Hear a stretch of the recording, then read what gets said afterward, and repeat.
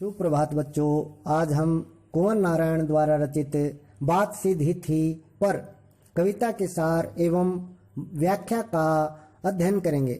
आपने ध्यान से समझना है तो लीजिए। सर्वप्रथम प्रस्तुत है सार।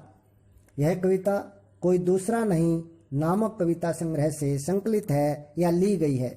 इसमें कथ्य के द्वंद्व उकेरते हुए भाषा की सहजता की बात की गई है। कथ्य के द्वंद्व उकेरने का मतलब होता है बात के संघर्ष को प्रकट करते हुए। भाषा की सहूलियत का मतलब होता है, सहजता का मतलब होता है भाषा के सीधेपन की बात की गई है। हर बात के लिए कुछ खास शब्द नियत होते हैं, हर एक बात के लिए कुछ विशेष शब्द निश्चित होते हैं। ठीक वैसे ही जैसे हर पेंच के लिए एक निश्चित खांचा होता है, हर एक पेंच के लिए, क्योंकि अनेक प्रकार के छोटे बड़े पेंच होते हैं तो हर एक प्रकार के पेंचों के लिए एक ही खांचा नहीं बनेगा, इसलिए हर पेंच के लिए अलग अलग खांचा बना होता है। अब तक जिन शब्दों को हम एक दूसरे के पर्याय के रूप में जानते रहे, यानी कि समानार्थी के रूप में जानते रहे, उन सब के भी अपने अर्थ होते हैं। अच्छी बात या अच्छी कविता का बनना सही बात का सही शब्द से जुड़ना होता है, और जब ऐसा होता है तो किसी दबाव या अतिरिक्त मेहनत की जरूरत नहीं होती। सही बात सही कविता कब बनेगी? जब सही बात के साथ या सही कविता के साथ सही शब्द का मिलन होगा, और जब ऐसा हो जाता है तो हमें ज़्यादा मेहनत करने की ज़रूरत नहीं पड़ती, ज़्यादा दबाव डालने की ज़रूरत नहीं पड़ती। वह सहूलियत के साथ हो जाता है, आसानी से हो जाता है। सही बात को सही शब्दों के माध्यम से कहने से ही रचना प्रभावशाली बनती है। कोई भी कविता है, कोई भी रचना है, कोई भी बात है, प्रभावशाली कब बनती है? जब हम सही बात को सही शब्दों के माध्यम से कहते हैं, तब वह रचना या वह बात प्रभावशाली बनती है। कवि का मानना है कि बात और भाषा स्वाभाविक रूप से जुड़े होते हैं, सहज भाव से जुड़े होते हैं, यानी बिना भाषा के हम अपनी बात को किसी के सामने प्रकट नहीं कर सकते। भाषा है तभी ऐसा संभव है कि हम अपने विचार दूसरों को प्रकट कर सकते हैं और दूसरों के विचार खुद समझ सकते हैं। किंतु कभी कभी भाषा के मोह में सीधी बात भी टेढ़ी हो जाती है, लेकिन कभी कभार ऐसा होता है आसान बात, यानी सामान्य रूप से समझ में आने वाली बात भी भाषा के चक्कर में पड़कर मुश्किल बन जाती है। मनुष्य अपनी भाषा को टेढ़ी तब बना देता है जब वह आडंबरपूर्ण तथा चमत्कारपूर्ण शब्दों के माध्यम से कथ्य को प्रस्तुत करने का प्रयास करता है। और मनुष्य अपनी भाषा को मुश्किल कब बना देता है? जब वह उसमें बनावटी शब्दों का, चमत्कारपूर्ण शब्दों का प्रयोग करने लग जाता है, यानी जब वह बनावटी शब्दों के साथ अपनी बात को, अपने कथ्य को दूसरे के सामने प्रकट करता है, तब वह बात सीधी होते हुए भी मुश्किल या जटिल बन जाती है। अंततः शब्दों के चक्कर में पड़कर वे कथ्य अपना अर्थ खो बैठते हैं, और उसका परिणाम क्या निकलता है कि जो बात सीधी थी वह शब्दों के जाल में फंसकर, यानी बनावटी शब्दों के जाल में फंस करके अपने अर्थ को खो देती है। अतः अपनी बात सहज एवं व्यावहारिक भाषा में कहनी चाहिए, यानी अपनी बात को बिना ज़्यादा बनावटी शब्दों के, बिना ज़्यादा चमत्कारपूर्ण शब्दों के कहना चाहिए, जिससे आम आदमी भी बात को या कथन को अच्छी प्रकार से समझ सके। अब प्रस्तुत है व्याख्या। पद्यांश 1। बात सीधी थी पर एक बार भाषा के चक्कर में जरा टेढ़ी फंस गई। उसे पाने की कोशिश में भाषा को उल्टा पलटा, तोड़ा मरोड़ा, घुमाया फिराया कि बात या तो बने या फिर भाषा से बाहर आए, लेकिन इससे भाषा के साथ साथ बात और भी पेचीदा होती चली गई। सारी मुश्किल को धैर्य से समझे बिना मैं पेंच को खोलने के बजाय उसे बेतरह कसता चला जा रहा था, क्योंकि इस करतब पर मुझे साफ सुनाई दे रही थी तमाशबीनों की शाबाशी और वाह वाह। प्रस्तुत पद्यांश में कवि कुंवर नारायण जी ने भाषा की सहजता की बात की है और साथ में बताया है कि किस प्रकार से आसान बात भी मुश्किल बन जाती है, उलझ जाती है। यह समझेंगे व्याख्या के माध्यम से। बात सीधी थी पर एक बार भाषा के चक्कर में जरा टेढ़ी फंस गई। कवि कहते हैं बात बिल्कुल सामान्य थी, या यूं कहें आसानी से समझ में आने वाली थी, लेकिन एक बार भाषा के चक्कर में, भाषा के प्रभाव में या बनावटी शब्दों के जाल में जरा टेढ़ी फंस गई, बुरी तरह से फंस गई। टेढ़ा फंसना मुहावरा होता है और इसका अर्थ होता है बुरी तरह से फंसना। उसे पाने की कोशिश में, यानी उस उलझी हुई बात को या उस फंसी हुई बात को सुलझाने की कोशिश में, सुलझाने के प्रयास में भाषा को उल्टा पलटा, भाषा के अंदर वाक्यों को, वाक्यांशों को, शब्दों को उलट पलट कर प्रयोग किया, तोड़ा मरोड़ा, घुमाया फिराया, उसके स्वरूप को बदल कर प्रयोग किया। और ऐसा क्यों किया?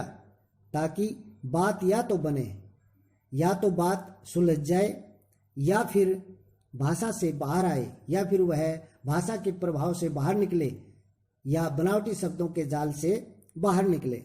लेकिन इससे भाषा के साथ साथ बात और भी पेचीदा होती चली गई। ऐसा करने से, यानी कि स्वरूप को बदलने से या भाषा को उलट पलट कर प्रयोग करने से भाषा भी मुश्किल होती चली गई और उसके साथ साथ बात भी और ज़्यादा उलझ गई। पेचीदा होता है मुश्किल हो जाना। सारी मुश्किल को धैर्य से समझे बिना और उस समस्या के समाधान को शांति से, धैर्य से समझे बिना मैं पेंच को खोलने की बजाय, मैं उस पेंच को खोलने की बजाय, कहने का भाव है कि बात को सुलझाने की बजाय उसे बेतरह कसता चला जा रहा था। मैं उसे और भी ज़्यादा मुश्किल बनाता जा रहा था, फंसाता जा रहा था या उलझाता जा रहा था। और ऐसा क्यों कर रहा था यह समझें, क्योंकि इस कर्तव्य पर मुझे साफ सुनाई दे रही थी तमाशबीनों की शाबाशी और वाह वाह। और मैं उस बात को सुलझाने के बजाय और भी ज़्यादा उलझा इसलिए रहा था क्योंकि मेरे इस चमत्कार पर, मेरे इस कर्तव्य पर मुझे दर्शकों की शाबाशी और वाह वाह साफ रूप से सुनाई दे रही थी। यानी कि मेरे समर्थक, वहाँ उपस्थित दर्शक मेरे इस चमत्कार पर, यानी मेरे द्वारा बनावटी शब्दों का प्रयोग करने पर, चमत्कारपूर्ण शब्दों का प्रयोग करने पर, आडंबरपूर्ण शब्दों का प्रयोग करने पर मेरा समर्थन कर रहे थे, मुझे शाबाशी दे रहे थे, मेरी प्रशंसा कर रहे थे। साथ साथ और वाह वाह के अंदर पुनरुक्ति प्रकाश अलंकार है। दूसरा पद्यांश, आखिरकार वही हुआ जिसका मुझे डर था। जोर जबरदस्ती से बात की चूड़ी मर गई और वह भाषा में बेकार में घूमने लगी। हार कर मैंने उसे कील की तरह उसी जगह ठोक दिया। ऊपर से ठीक ठाक, पर अंदर से न तो उसमें कसाव था न ताकत। बात ने, जो एक शरारती बच्चे की तरह मुझसे खेल रही थी, मुझे पसीना पोंछते देखकर पूछा, क्या तुमने भाषा को कभी सहूलियत से बरतना नहीं सीखा? प्रस्तुत पद्यांश में कवि कुंवर नारायण जी ने भाषा की सहजता की बात की है, भाषा की सरलता की बात की है और बताया है कि किस प्रकार से बात प्रभावहीन हो जाती है या अपना अर्थ खो देती है। यह समझेंगे इस व्याख्या के माध्यम से। आखिरकार वही हुआ जिसका मुझे डर था। कवि कहते हैं कि अंत में वही हुआ जिसके बारे में सोचकर मैं डर रहा था। जोर जबरदस्ती से बात की चूड़ी मर गई। भाषा में जबरदस्ती बड़े बड़े शब्दों का प्रयोग करने से, बनावटी शब्दों का प्रयोग करने से बात की चूड़ी मर गई, यानी बात प्रभावहीन हो गई। बात ने अपना अर्थ खो दिया और वह भाषा में बेकार घूमने लगी। और फिर वह भाषा में बनावटीपन के चक्कर में ही घूमने लगी। उसका असर कुछ हुआ नहीं, सिर्फ शब्दों के जाल में फंस करके घूमती रही। हार कर मैंने उसे कील की तरह उसी जगह ठोक दिया। कवि कहता है, जब मैंने देखा कि बात बनेगी नहीं, सुलझेगी नहीं, तो मैंने हार कर उसको वहीं पर छोड़ दिया। किसकी तरह?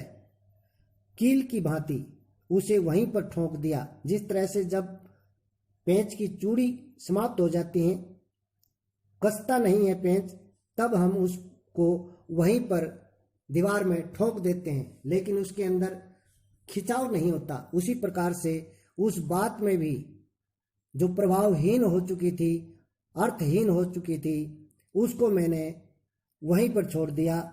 लेकिन वह ऊपर से तो ठीक ठाक दिखाई दे रही थी, कविता की भांति दिख रही थी, लेकिन अंदर से न तो उसमें कसाव था न ताकत। लेकिन अंदर से न तो उसमें गहराई थी और न ही उसके शब्दों में ताकत। बात ने जो एक शरारती बच्चे की तरह मुझसे खेल रही थी, मुझे पसीना पोंछते देखकर पूछा। कवि कहते हैं कि उस बात ने जो मेरे द्वारा सुलझाई नहीं जा रही थी और मेरे साथ एक शरारती बच्चे की भांति खेल रही थी, अर्थात जिस प्रकार शरारती बच्चा खेलते समय जल्दी से पकड़ में नहीं आता, उसी प्रकार से वह बात भी मेरी पकड़ से बाहर थी। तो उसने मुझसे पसीना पोंछते देखकर पूछा, क्या तुमने भाषा को सहूलियत से बरतना नहीं सीखा? क्या तुमने कभी भाषा को बिना ज्यादा बनावटी शब्दों के प्रयोग करना नहीं सीखा? यहाँ पर जोर जबरदस्ती पसीना पोंछते में अनुप्रास अलंकार का प्रयोग है। बात का मानवीकरण किया गया है और शरारती बच्चे की तरह, कील की तरह के अंदर उपमा अलंकार है। मुक्त छंद का प्रयोग है। भाषा सरल, सहज और साहित्यिक खड़ी बोली है। आपने व्याख्या को अच्छे से समझना है ताकि इस पर आधारित सभी प्रश्नों के उत्तर आप आसानी से दे सको। धन्यवाद।